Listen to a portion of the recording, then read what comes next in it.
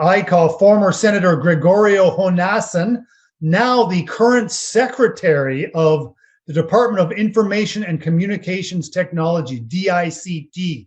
And it's so interesting that this is a very high-profile character. People in Philippines, if you're not from Philippines, know this fellow, Gringo Honasan. He has been in the spotlight for many years. And it's so interesting that he took on the DICT secretary post. Clearly, there is something that he really believes in the technology future of the nation. So, with our keynote address of the event, please welcome Secretary Gringo Honasan of DICT. So glad to have you, Secretary. Mr. Richard Mills, Chairman, Asia CEO Events. Mr. Arturo Quinto, Group Technology Officer, Magsaysay Incorporated. Ms. Agnes Hervasio, CEO, MicroD International. Mr. Jeremy Han, Scaling Up Coach, Gazelles International. Mr. David Almirol, CEO, Multisys Technologies. Mr. RJ Ledesma, Chairman, Mercato Central. Ms. Gail Macapagal, Country Director, DynaQuest Technology Services.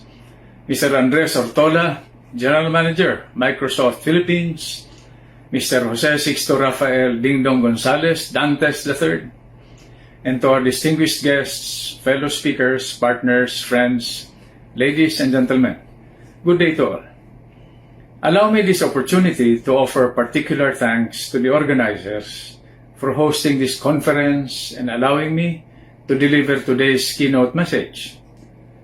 As we speak, technological developments are unfolding at a rapid pace.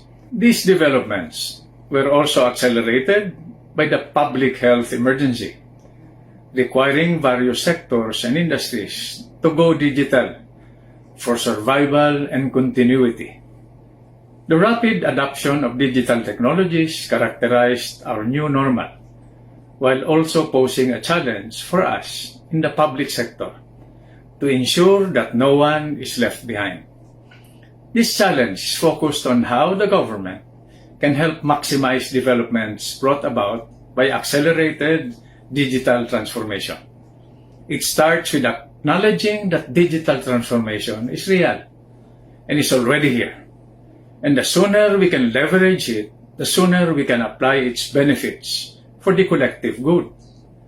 To this end, the Department of Information and Communications Technology, or DICT, fully supports discussions on emerging and innovative technologies, as we are keenly aware of their potential to advance the national ICT agenda. This increased focus on digital transformation has been the hallmark of the DICT for the past 2 years, since I assumed office as ICT Chief.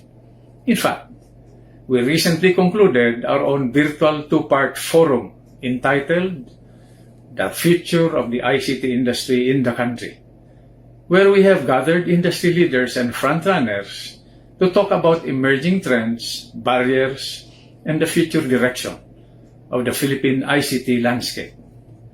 The event also served as a consultative gathering to brief our partners on our newly launched Connect, Harness, Innovate, and Protect, or CHIP conceptual framework, launched last June 9, 2021.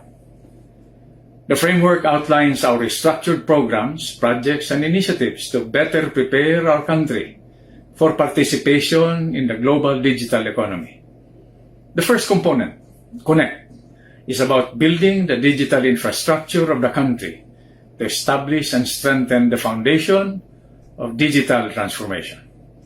The next driver, Harness, focuses on devoting resources towards digital education, skills, and jobs to help Filipino educators, learners, and workers advance in the digital economy.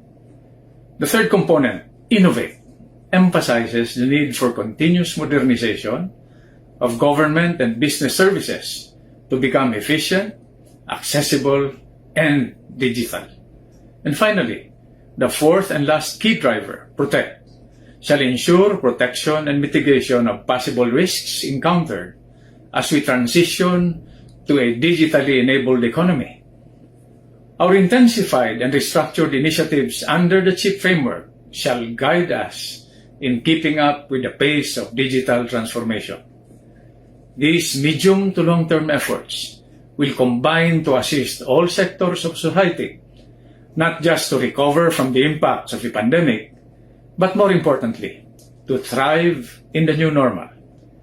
Technological forums such as this are vital as we are given a platform to discuss and brainstorm ideas on how we can respond to the challenges of the future. For our part, the DICT shall continually improve our programs and initiatives to accurately reflect the needs and demands of the changing times. With that, we fully support Asia CEO Events and its mission of highlighting the dramatic shift of all enterprises to digital technologies. I hope that such events will raise our awareness about digital transformation and inspire productive action. I also hope that this forum series will help various stakeholders learn more about the critical factors that are crucial to achieving success in the global digital economy. I am confident this forum will serve not only as a platform for raising awareness on information and communications technologies, but also as a venue for new insights to grow and prosper. All of these efforts are driven by our vision of a digital Philippines where our most precious and strategic resource, our next generation of citizens and leaders, our children, can thrive. I wish everyone a successful and fruitful event. Thank you and mabuhay.